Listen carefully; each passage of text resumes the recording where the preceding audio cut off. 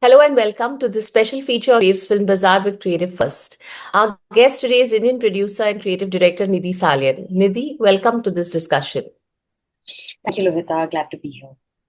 How did your early work at Wise shape your approach to producing? With Wise, because we predominantly did nonfiction, it's very hands-on. You work in smaller teams, so you tend to do far more. You research, you also double up as a producer, sometimes direct, you record sound. So a lot of that has informed my practice today as a producer because you understand how each department is working. You've also kind of pulled some of that weight before, so it really helps because at the end of the day, as a producer, you're trying to balance everyone's needs with a timeline and a budget. So it really helps to understand what how the process is kind of going through and what people really need. But also, because a lot of our work advice was fact checked, and we had to fill up a lot of rights and clearances, was a big part of our job as an international media organization. So that kind of helped, because when you are working with multiple partners, you need to make sure that your contracts and paperwork and legalities are kind of watertight, which is something that most people kind of overlook, right? Because it's seen only as a creative space, but these things are also important. So it all comes part and parcel.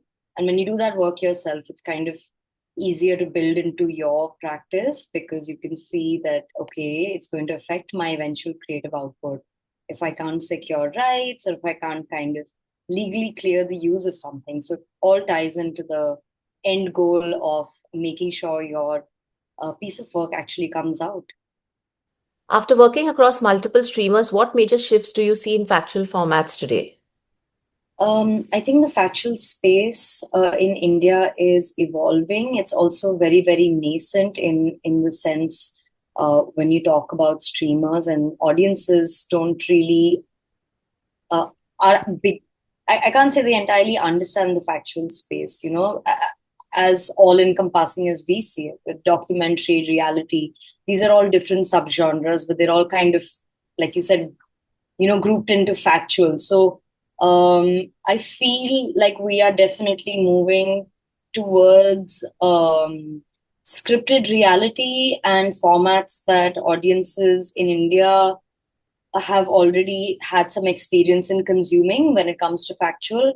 However, when it comes to documentary, long format, whether it's a series or features, I think that's a space that's currently evolving. And also, I don't think anyone's really cracked it yet. Of course, audiences are always accept or understand or support a really strong, compelling story, whether nonfiction or fiction.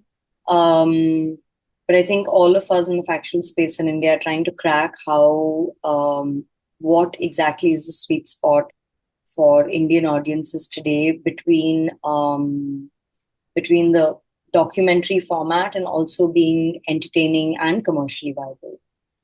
So on that point, how was your experience at Waves Film Bazaar? Um, so Waves Film Bazaar was my first time at a film market, and it is completely different from the space that I've typically been in, which is commissioned work for massive factual production houses and streamers. But I mean, it was honestly very invigorating, I would say, because you're uh, looking at creating ideas. I mean, while of course there are your bigger players and projects that don't really need the support of the bazaar, but the bazaar can kind of help you. I think could be truly a champion of independent cinema in India, right? Because that's the one place where people get to meet, and possibilities still feel so fresh, right? You're talking to people about exciting ideas while also contrasting it with experience with what's actually happening in the market.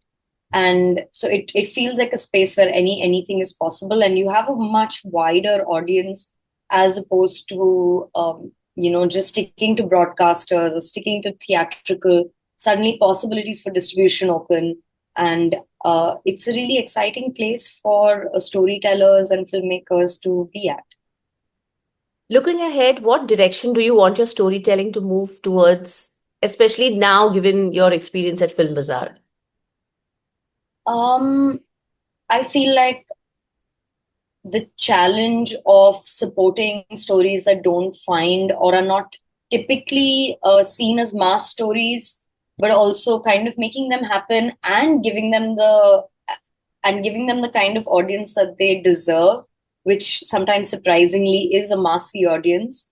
I think that's where I am in my professional journey right now, which is how to kind of bridge that gap between very, very exciting storytelling with that is also incredibly entertaining, and taking it to an audience that clearly wants more. There is a stagnation, whether you're talking about streaming or theatrical, and there is a fatigue in the audience. I think all of us, as we're all members of the audience, we can all feel it, and therefore it forms a really exciting opportunity that is very difficult to crack. But I would say that for me is what I see as the next decade, which is kind of making this bridge happen. And of course, the bazaar is the perfect place to kind of make ideas or relationships or films like this really happen. Audacious dreams that seem unlikely in a very traditional setup. The bazaar makes it feel like it just could be possible. Nidhi, thank you for this conversation. It's been such a pleasure to hear your perspective. You're most welcome. Thank you, guys.